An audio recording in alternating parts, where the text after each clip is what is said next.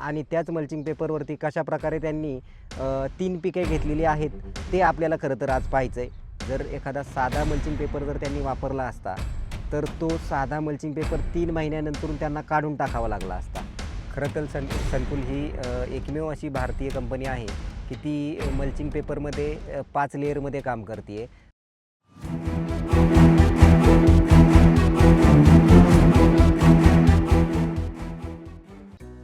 नमस्कार शेतकरी मित्रांनो, आज आपण आलो आहोत रोहकडी गावच्या प्रगतशील शेतकरी अजित घोलप यांच्या टोमॅटोच्या प्लॉटवरती.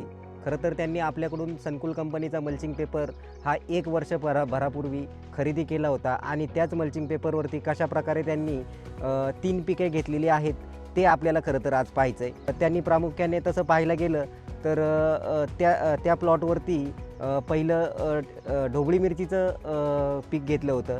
त्यानंतरून त्यांनी झेंडूचं पीक घेतलं आणि आता आपण पाहत आहोत की त्याच प्लॉटवरती त्यांनी कशाप्रकारे टॉमॅटोचंही पीक कसं यशस्वीरित्या सफल करून दाखवलेलं आहे.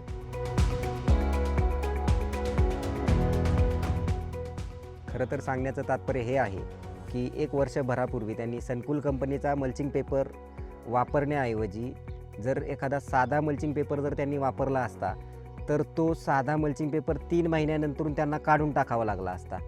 तो व्यवस्थितच निघेल याची शाश्वती किंवा खात्री कुणीही देऊ शकत नाही.